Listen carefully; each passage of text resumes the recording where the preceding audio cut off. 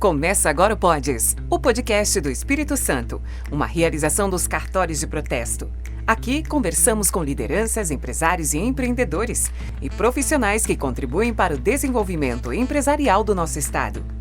Seja muito bem-vinda, seja muito bem-vindo ao Podes, o podcast do Espírito Santo, uma iniciativa e realização dos cartórios de protesto. Eu sou o Rubem Rochel e estarei com vocês nesse nosso bate-papo de hoje.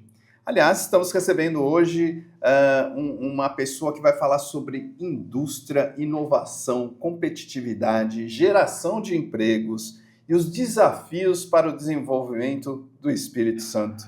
Nosso bate-papo será com Luiz Alberto de Souza Carvalho, ele que é presidente do Sindifé, entidade que representa a indústria metal-mecânica e eletroeletrônica aqui do Espírito Santo. Presidente, seja muito bem-vindo. Muito obrigado por ter aceito o convite aqui do Podes. Obrigado. Eu que agradeço aqui poder falar um pouco do Sindifé e do desenvolvimento das indústrias do Estado do Espírito Santo. Presidente, para a gente começar aí, né? Como é que o senhor avalia o atual momento da indústria aqui do Espírito Santo? Olha, o Espírito Santo, num contexto nacional, ele é um ponto fora da curva. A gente está com a economia do Estado bastante equilibrada, as políticas do Estado, políticas de governo, são consistentes, dão credibilidade para o investidor. Nós temos alguns incentivos também estaduais aí que ajudam bastante a atração do investidor fora do Estado como empresário local. Quais são hoje, na opinião do senhor, aí, as principais oportunidades de crescimento para a indústria aqui? Olha, nós temos um viés muito forte na indústria de petróleo e gás. Quer dizer, eu vi que esse mês aqui nós batemos um novo recorde na produção de petróleo, chegando a quase 300 mil barris de petróleo por dia e quase 8 milhões de metros cúbicos de gás. Então, a indústria de petróleo ela é pujante.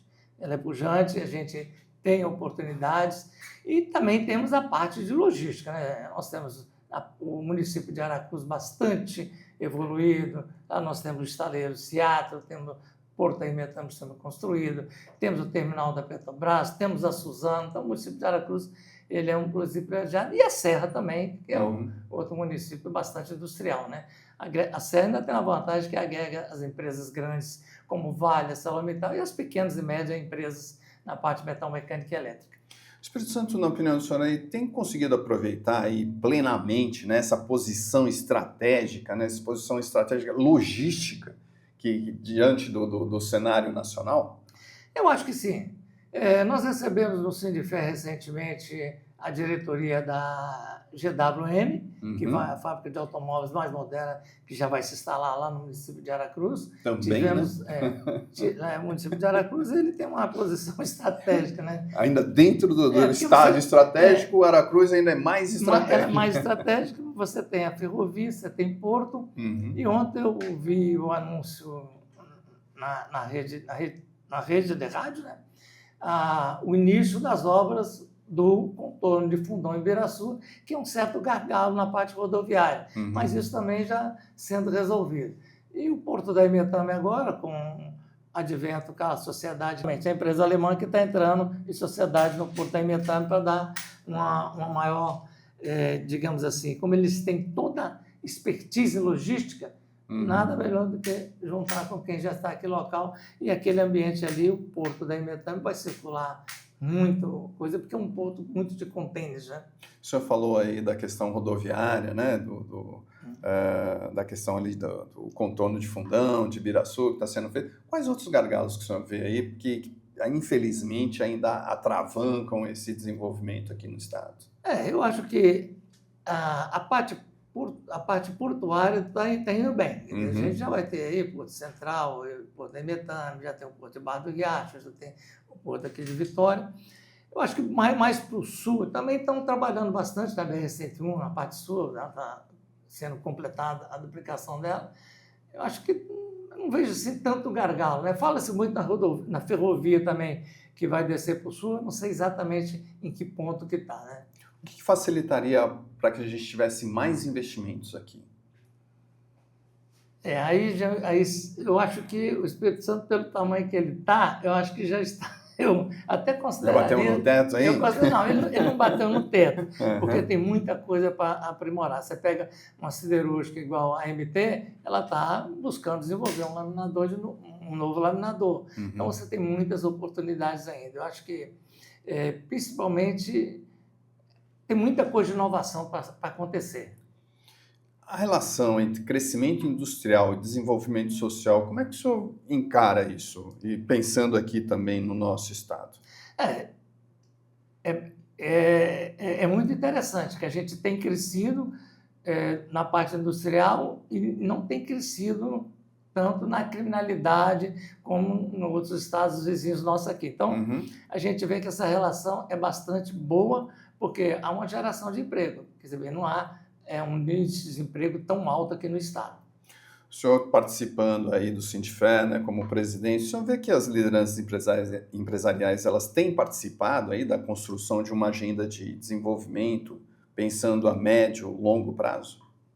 Eu acho que sim, há bastantes investimentos na área de logística, na área portuária, entende? E eu acho que também as empresas de pequenas, médias empresas também estão se desenvolvendo, porque a gente não vê muitas vezes divulgação, a gente vê muita empresa de grande porte, mas a empresa pequena está fazendo o trabalho dela quietinha lá por trás, implantando suas gestões na parte de inteligência artificial, por aí. O senhor assumindo aí o Sindifé já há pouco tempo, né, vamos dizer assim, quais são as suas prioridades aí? O que o senhor está pensando em fazer no Sindifé? O Sindifé é um grande desafio, porque a gente representa o interesse de mais 3.000 empresas, nós temos filiados, em torno de 400 filiados lá, mas nós temos filiado de grande porte, como a ArcelorMittal, como a Vale, como a Seattle, mas temos 90% de pequenos e médios empresários. E o desafio grande é alinhar todos esses interesses. E o senhor está conseguindo isso? Nós estamos conseguindo.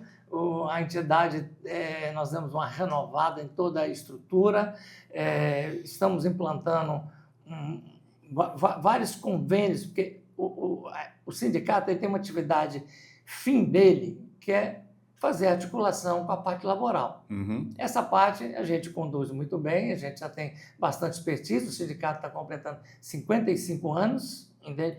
Nós temos o nosso grande evento que eu gostaria de destacar aqui, que é o nosso Mac Show, que é a nossa feira que a gente leva lá em torno de 300 empresas, chega a dar 20.000 visitantes, uma oportunidade da gente articular e fazer negócio. Então, ali é uma interação do empresário, de pequeno, médio porte, para se fazer negócio. Também das empresas aparecerem, né? Aparecer. Hoje, quais são as maiores demandas que são levadas aí por essas empresas ao Sindifé? Olha, nós temos muitas demandas na parte de inovação. Então, por isso nós fizemos um convênio com uma empresa especializada na parte de implantação de inteligência artificial. Nós vamos ter um andar no sindicato dedicado a desenvolver projetos para as nossas empresas afiliadas e até que não seja afiliada, porque nisso que ela não seja afiliada, ela volta para ser afiliada, a gente lá. Então, a empresa tem uma demanda, ela quer desenvolver um dispositivo para a empresa dela, nós estamos construindo essa estrutura para que ele possa desenvolver o projeto dele, aportar recursos na rede de investimentos e, dessa maneira, ele modernizar a empresa dele. O senhor disse que 90%, cerca de 90%, são pequenas e médias empresas, é isso? Então, essas empresas, de que forma elas poderiam acessar essas inovações aí propostas? Pois é, isso que eu digo para você. Nós temos uma empresa especializada junto conosco para apoiar a empresária. Ela vai na empresa, ou ele vai ao sindicato, no tema uma via de duas mãos. Tanto a gente vai na empresa, como ele vai no sindicato e traz a demanda dele.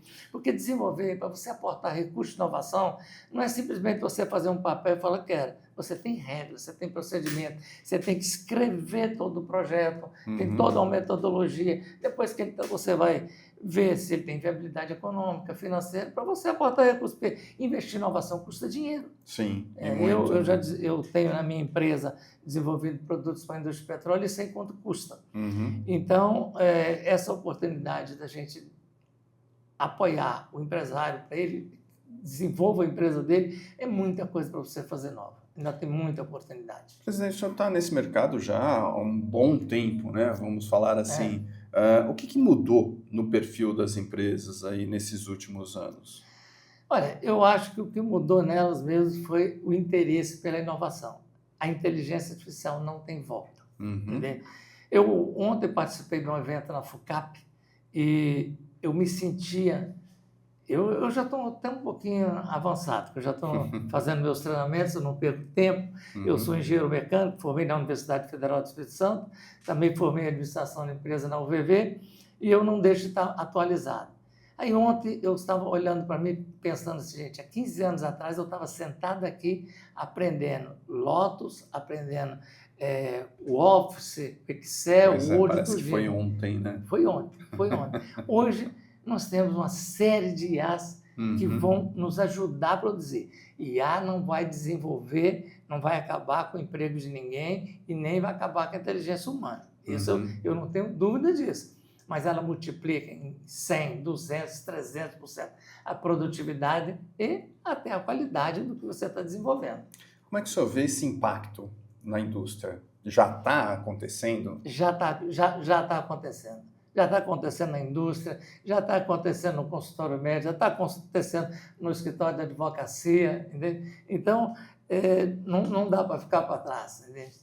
Essas tecnologias, né, com sensores inteligentes, automação, análise de dados, né, isso já faz parte do dia a dia das indústrias? Como é que o senhor está vendo isso? Já está chegando? Já chegou? Ainda tem alguém para trás? Olha, eu acho que já chegou e quem não tem ainda está correndo bastante rápido, porque ele vai chegar rápido. Ele vai ser atropelado se ele não chegar. Mas eu acho que nós temos uma estrutura muito boa.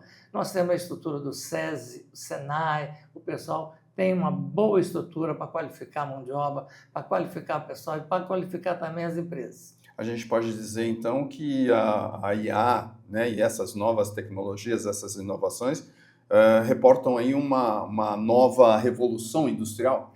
Sim, uma nova revolução, só com a velocidade... Eu me reporto aqui na época da Revolução Industrial, que você estava muito preocupado com a máquina. Então, todo mundo falava que você ia perder o emprego, que o artesão ia perder o emprego. Depois veio a parte de energia elétrica, na época de Thomas Edison, que falava assim, olha, a energia elétrica vai matar as pessoas. A energia elétrica está aí, está produzindo, nós agora já estamos produzindo para novos tipos de energias renováveis, entende? E o negócio só evolui, o mundo vai ser sempre melhor daqui para frente.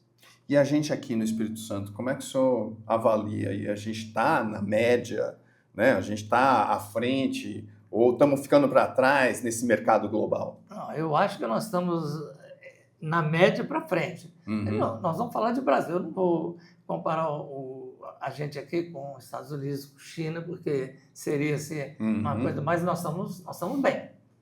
Nós estamos bem, as nossas empresas estão procurando desenvolver. Eu sinto essa energia positiva transitando lá no Sindifer e a diretoria, todo mundo muito empolgado. O senhor lá no Sindifer, o senhor tem um local de observação bastante interessante ali, né? Que o senhor tem um bocado de empresas ali para... Quais são os principais obstáculos que o senhor vê aí para a implantação dessas novas tecnologias? Mas eu acho que nós temos um probleminha, eu não diria que é a falta de mão de obra, entende? Porque a falta de mão de obra, ela é relativa, entende? É relativo porque ela está havendo só uma mudança, eu acho que ela está havendo uma acomodação, entende? As pessoas, hoje você vai fazer soldagem, você tem um monte de dispositivo eletrônico para você fazer uma solda de melhor qualidade, robotizada, tudinho. Você vai fazer uma implantação de um sistema de refrigeração, você tem toda maquinários novos de última geração que vão consumir menos energia, que vão gerar maior eficiência. Então, eu só vejo lado positivo. Sem obstáculos aí? Eu não sei se eu sou muito otimista, mas... A questão cultural, você não acha que às vezes impacta um pouco na adoção de novas tecnologias? Olha, eu acho que às vezes a gente pensa que o cara tá idoso e que ele está perdendo tecnologia. Mas eu já não sou idoso, eu sou um note. Eu sou um note, mas estou alinhado com a tecnologia. Sim, sim. Então, igual a mim, eu tenho muitos amigos, empresários que estão desenvolvendo. Tem uma geração nova também. Eu vejo as empresas do setor metal mecânico e elétrico aqui, a maior parte delas já estão sendo dirigidas pelo filho dos empresários fundadores. Entendeu? Eu não vou citar aqui o nome delas, porque eu poderia esquecer um e deixar dar mais. Eu compus a diretoria do sindicato.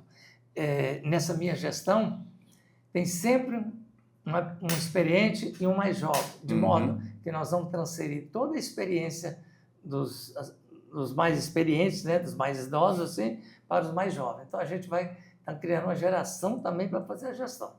Mudar um pouquinho aqui. Questão de crédito. Como é que o senhor está vendo essa possibilidade de crédito e investimentos no setor? Pois é. Esse talvez seja um dos gargalos, né? Porque não tem como não falar de uma taxa Selic de 15%. Entendeu? O dinheiro é muito caro para você investir. Então, você precisa... Como sobreviver nesses tempos de crise? Nesses tempos de crise. A gente tem que esperar que isso mude. Eu não posso acreditar que perdure por muito tempo uma taxa de juros desse tamanho, porque ela realmente dificulta muito o investimento. O maquinário custa caro, as taxas, a carga tributária é alta. E esse material vem de fora, né? Pois é, aí você veja bem, né? Quase tudo que você vai produzir, se você vai pegar os materiais especiais, vai pegar aços especiais, você tem que importar. Você vai pegar a parte de informática, você tem que importar. Então a gente acaba... Tem alguns incentivos, né? Mas eu acho que ainda está muito carente. Acho que essa aí seria, assim, nosso grande problema, é essa carga tributária realmente. E o senhor vê uma luz aí no fim do túnel, reforma tributária? Olha, vamos aguardar as eleições, né? Vamos ver o que vai acontecer. A reforma tributária ela promete muito, a gente tem feito vários encontros, várias palestras para poder divulgar para os associados o que pode acontecer, mas tem que se preparar, porque a gente tem que estruturar, mexer um pouco na empresa, na parte de contabilidade, na parte fiscal, na parte tributária, todinha da empresa. Nós também damos essa assistência.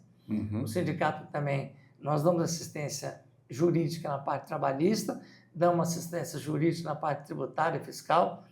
Nós temos escritórios de advocacias conveniados, contratados, exatamente para dar todo esse apoio empresário. E o senhor vê essa reforma com bons olhos? Espero que sim. Vamos esperar que ela venha trazer benefícios para a gente, que eu, como líder de uma entidade dessa, se eu for pessimista, eu posso contagiar. Então, eu tenho que acreditar, e vamos acreditar. Presidente, vamos falar um pouquinho aí de mão de obra, né? Mão de obra qualificada. Esse parece ser também um outro obstáculo aí, um dos principais desafios, eu diria, da indústria aqui no Espírito Santo. Como é que o senhor vê essa questão? O senhor acha que tem solução? Onde a gente vai buscar mão de obra? Vamos buscar em outros países? O que tem que fazer? Como é que a gente vai conseguir mão de obra aqui?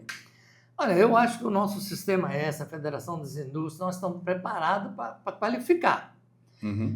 Agora, essa semana, como eu ando o estado todinho, essa semana eu tive uma reunião em Cachoeiro, com empresários de Cachoeiro, com o Sindicato Laboral e com o Senai.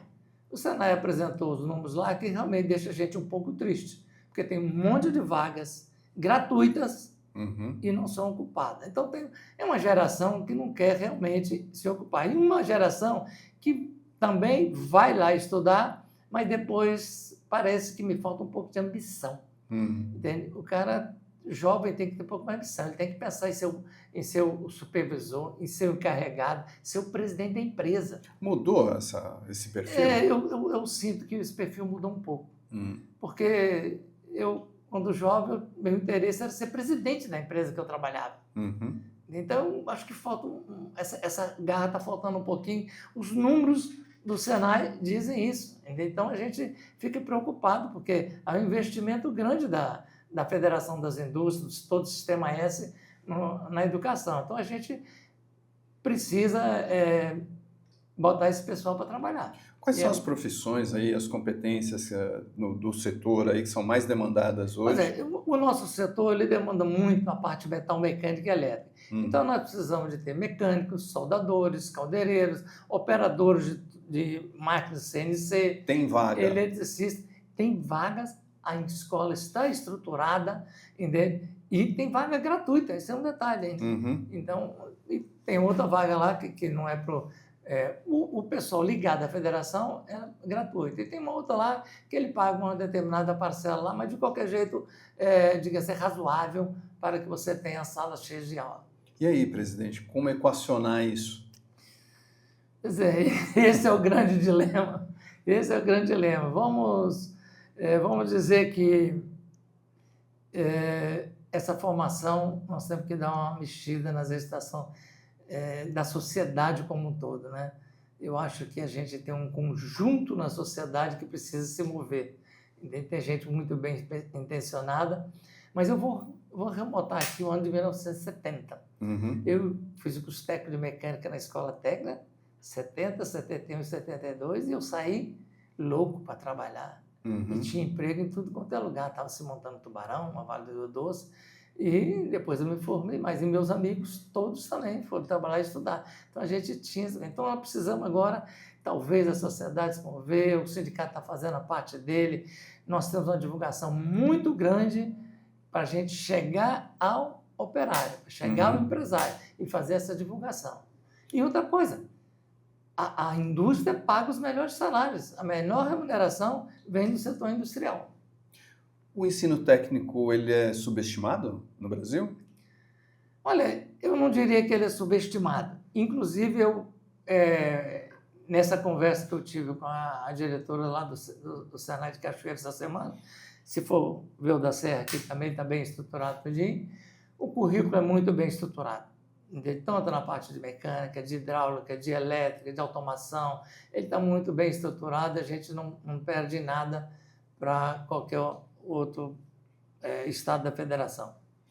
Vamos falar um pouquinho aí de energia, de infraestrutura, de ambientes aí de negócios, presidente. Como é que o senhor avalia a questão dos investimentos previstos aí nessa área de logística e transporte no estado? Isso vem a contento? O senhor acredita que com isso a gente consegue eliminar alguns gargalos? Sim, eu acho que o Estado está investindo bastante na parte ferroviária, a parte de portos está muito bem. Eu acho que a gente vai conseguir, não vai ter gargalo na hora que a gente chegar uma BID não, a GW. Eu lembrei da BID porque essa semana eu vim da Barra do Riacho e vi lá aquela quantidade de carro da BID sendo descarregado lá no Porto do Riacho. Quer dizer, do lado ali agora você vai ter uma GWM, que é um gigante fabricante de automóveis chinês.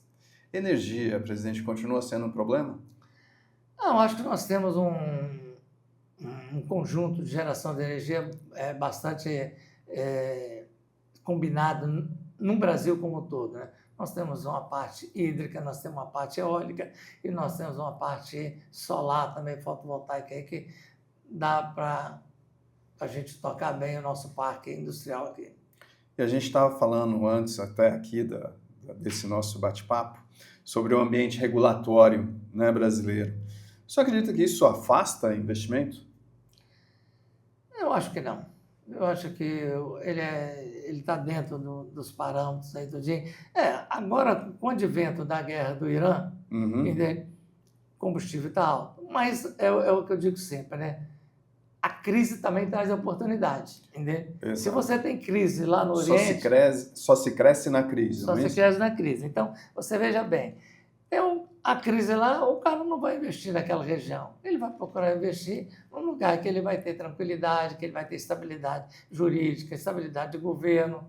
Então, eu acho que é passageiro. Entende? Logo, logo, o pessoal se alinha, o governo americano faz algumas as concessões e todo mundo se ajusta aí com essas tarifas aí. Ano eleitoral, presidente, vamos dar uma dica aí para quem está se candidatando, né? São os pré-candidatos aí. O que deveria ser prioridade para quem pensa em governar e com esse viés de desenvolvimento econômico? Olha, independente de quem seja, né? O que ele deveria fazer. Claro, nós não podemos nem nominar as pessoas, porque nós temos uma polarização aí que complica um pouco. Mas educação é fundamental. País que não tem educação, não tem. Então, você tem que continuar investindo em educação, continuar investindo em infraestrutura, entendeu? Continuar investindo em geração de energia, porque se você vai trazer mais uma GWM, você precisa, e essa empresa vai vir toda moderna, cheia de tecnologia, de robotização, tudo. Então, a gente vai precisar de energia elétrica. A gente, então, não pode deixar de investir no parque de energia, tanto eólica, solar, hídrica. E simplificação tributária, né? Sim. A simplificação tributária, eu acho que seria assim, se eu fosse um candidato, eu ia trabalhar nesse viés, simplificar as coisas para o empresário. A vida do empresário era muito complicada. A gente poderia ter um regime tributário, um regime fiscal que facilitasse mais a vida do empresário. Falando de energia aqui, presidente, uma coisa que sempre também remonta é a questão da sustentabilidade, né? A sustentabilidade deixou de ser diferencial para se tornar um requisito de mercado? Eu acredito que sim. Ele faz muita diferença quando você tem uma empresa que cuida dos seus resíduos, que faz os seus tratamentos de efluentes adequados, que consome poucos hidrocarbonetos, que há muita maneira de você substituir alguns combustíveis, né, de maneira reduzir um pouco o combustível fóssil, utilizar combustíveis renováveis. Isso mostra um amadurecimento do empresariado? É amadurecimento e também tecnologia, porque você usava muito no passado, você queimava, por exemplo, diesel o tempo todo, você usava carvão o tempo todo. Hoje você já usa um gás natural, você já usa energia solar. Então, com o tempo você vai também adequando, porque não é só mudar, o maquinário tem que mudar. Entende? Você tem que mudar os controles, a maneira de operar, a maneira de fazer toda a gestão desse conjunto de energias. Reciclagem, reuso, né? Também tem que fazer muita reciclagem. A reciclagem é fundamental, né? Porque, inclusive, você economiza, né? Exatamente isso que eu ia falar. Se jogava dinheiro fora. Jogava dinheiro fora. Né? Você jogar todo esse resíduo que você tiver da indústria petróleo aí fora, você está jogando dinheiro fora. Aí vem aquela pergunta de sempre, né? Como equilibrar crescimento industrial com preservação ambiental? É possível equalizar isso de forma que seja bom para todos os lados, hein? Eu acredito e tenho a certeza que todas as empresas que você vê, elas têm um conjunto, elas têm um setor, uma diretoria exclusiva para cuidar da parte ambiental. Então, hoje não se admite mais que você joga um efluente no mar contaminado, que você tem uma chaminé que não tem um precipitador eletrostático filtrando toda a fuligem que vai sair. Então, você tem todo um tratamento. Você vai numa indústria como a Suzano, todo o efluente lançado no mar é tudo tratado antes. Você vai aqui na ArcelorMittal, na Vale, toda a chaminé que você vê ali tem um sistema de precipitador eletrostático sendo tratado ali. Presidente, o ESG já influencia as decisões tomadas pelos empresários, né, de investimento, de contratação de fornecedores? Isso já influencia a cabeça de quem está à frente das empresas? Sim, com certeza. Eu acho que toda essa parte de segurança, meio ambiente, ela já sai quando ele está fazendo a tomada de preço para quem vai fornecer.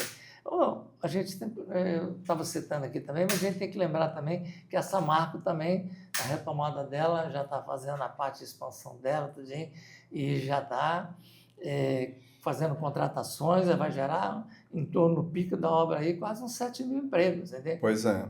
Então, é muita disponibilidade de oportunidade de emprego. Isso aí vai desde um montador, um mecânico, soldador, engenheiro, planejador. Nós temos atividade toda. Nós temos tido bastante reunião com a diretoria deles lá, na busca da gente trazer oportunidade para o Estado. Eles lançaram um primeiro pacote, tem mais 2 pacotes, entende? Tem um pacote civil, tem um pacote de montagem também. Nós tivemos uma reunião com eles a semana passada.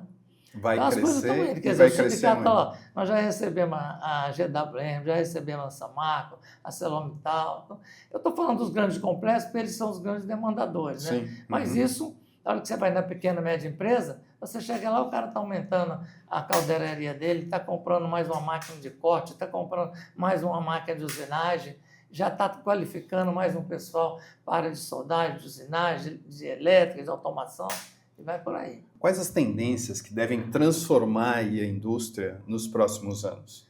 Olha, eu acho que a indústria automobilística ela vai ser um diferencial para nós, porque nós vamos ter a primeira indústria automobilística aqui dentro, e uma indústria de ponta, né? Então, eu estou muito curioso, pela minha formação de engenharia, eu fico muito curioso. Eu já visitei fábrica de automóveis tudinho, mas a GWM é um caso à parte, porque está trazendo a última tecnologia que existe no mercado da fabricação de automóveis. Presidente, como é que o senhor vê o Espírito Santo daqui a uns 10 anos? O senhor é capixaba. Hã? O senhor é capixaba. Eu sou capixaba mineiro.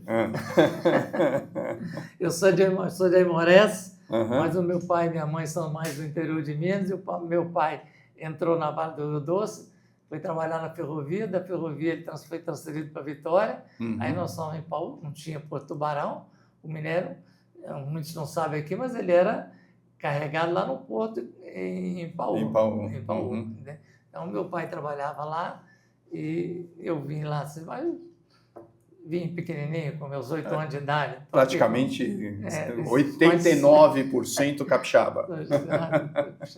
Todo estudei, formei todo aqui, tenho filhos aqui. Então, e como é que o senhor vê o Espírito Santo daqui a 10 anos?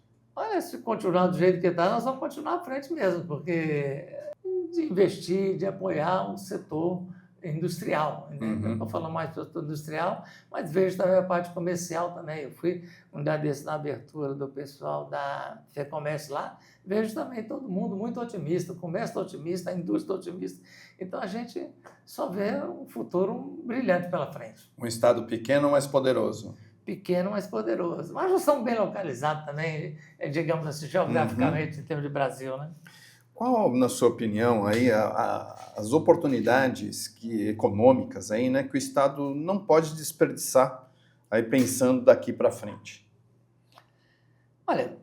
Já incluindo aí a questão da reforma tributária, né? A gente espera que a reforma tributária venha para simplificar. Ela vindo para simplificar, tudo vai melhorar para a gente. E eu acho que essa disposição logística toda, ela vai ajudar tudo, porque vai atrair muitas outras empresas. O que a gente precisa é ver a carga tributária. O problema está ali, entendeu? A gente vê aí na mídia aí, alguém saindo do Brasil e indo para outros países vizinhos aqui. A gente tem que dar uma olhadinha nisso. Esse é um ponto aí fora da curva. Tem que dar um pontinho fora da curva, a gente tem que ajustar, não dá para continuar com a Selic de 15%. Espero que o próximo governo que entre dê uma olhada com muito carinho nisso, porque a fuga de investimento do nosso Estado não pode acontecer. Nós somos muito bem estruturados e daqui para frente é só escalar. Presidente, tem uma questão aqui no Espírito Santo que a gente também está concentrando muito aqui na Grande Vitória, né? Como é que o senhor percebe esse movimento de interiorização? É possível levar a indústria para o interior? Isso vem acontecendo? Como é que o senhor está vendo essa mobilidade na indústria? Não, isso vem acontecendo, né? Aracruz é um ponto fora da curva, porque eu já nem sei, eu já nem classificaria Aracruz como interior, já pode dizer quase como uma grande Vitória, né? Mas em Cachoeiro, principalmente a parte das indústrias de mármore e granito estão indo muito bem. No Centro-Oeste a gente tem um parque também, metal mecânico, também indo bem. Em Linhares e São Mateus também, em São Mateus a gente tem a parte de petróleo, a gente tem a Marco Polo, nós temos em Linhares a VEG, então nós temos... Está bem distribuído, entende? Quer dizer, a Marco Polo, com a fabricação de ônibus dele, eu estive lá, que eu visito quase todas as empresas, né? Excelente. A fabricação dos ônibus elétricos lá é uma coisa de louca, quando você vê o desenvolvimento da tecnologia nos ônibus elétricos lá na Marco Polo. Estive lá na VEG também,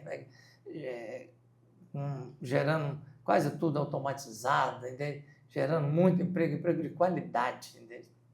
Presidente, qual o legado que o senhor pretende deixar aí para as próximas lideranças empresariais que estiverem aí no Sindifé? Olha, o Sindifé ele vai completar os seus 55 anos. A gente está estruturando essa diretoria para a gente deixar um legado de inovação. Nós queremos modernizar, nós vamos modernizar tudo. A relação capital-trabalho ela tem que se modernizar. A gente tem essa parte que é uma parte um pouco mais complexa para a gente trabalhar, porque não depende só da nossa parte, mas o que depende de inovação, na parte de indústria, na parte de tecnologia, isso a entidade está trabalhando, está organizando missões, está organizando congressos, está organizando seminários para a gente poder entregar mais. A entidade é do empresário, é o que eu digo sempre lá. Eu fico feliz quando os empresários estão subindo dessa entidade, fazendo reunião, fazendo os negócios, fazendo as articulações. E a gente tem uma reunião agora, que a gente é uma reunião dos grandes complexos, então a gente senta numa mesa, entende? O grande tomador como a Vale, como a Celó, os outros empresários, e a gente discute relações de trabalho, a gente discute relações de negócio. Então, não fica, não há aquela distância entre os pequenos, médios e do grande. Então, essa aproximação... Não é mais de cima para baixo. Não é mais de cima para baixo. E isso, sem demérito de qualquer outra gestão, mas nós estamos trabalhando muito forte para essa aproximação, ela está cada vez mais forte, mais resistente. Presidente, o senhor está aí no mercado, como a gente já disse, há um bom tempo. Qual foi a lição que a sua trajetória empresarial lhe ensinou? Olha, uma lição que eu tenho que deixar é o seguinte: eu acho que o empreendedor tem que ser valorizado, entende? Porque ele põe toda a sua vida, toda a sua genialidade, toda a sua coisa à disposição do mercado da empresa. Então, valorizar o empreendedor, eu acho que é a coisa mais importante, porque não é fácil ser empreendedor neste país. Eu estou fazendo um contexto geral, né? Eu estou aqui, o Espírito Santo, eu até elogio todo o pessoal que está aqui. Mas, de um modo geral, ser empreendedor é um desafio muito grande. E eu parabenizo quem tem coragem de empreender. E que conselho que o senhor daria exatamente para quem deseja empreender? Se estruture, se organize, se qualifique. Você precisa estruturar a sua parte financeira, é muito importante, a sua parte fiscal, a sua parte contábil. O negócio em si, normalmente o empreendedor domina, mas ele precisa, e outra coisa, não existe negócio hoje que não esteja ligado à inteligência artificial. A inteligência artificial está em tudo. Ela aumenta a produtividade, ela aumenta a sua capacidade, ela aumenta o conhecimento e dá velocidade nos negócios. Luiz Alberto de Souza Carvalho, presidente do Sindifé, muito obrigado pela sua participação aqui no Pods, né, por compartilhar essa visão de desafios e oportunidades para a indústria e para o desenvolvimento aqui do Estado. Muito obrigado.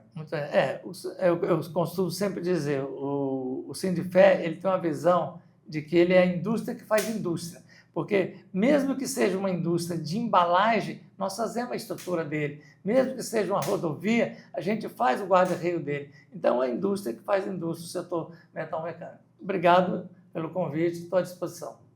E obrigado a você também que nos acompanhou até agora aqui no Pods, o podcast do Espírito Santo, uma iniciativa e realização dos cartórios de protesto. Até o próximo episódio. Esse foi mais um episódio do Pods, o podcast do Espírito Santo, um projeto dos cartórios de protesto. Até o próximo episódio.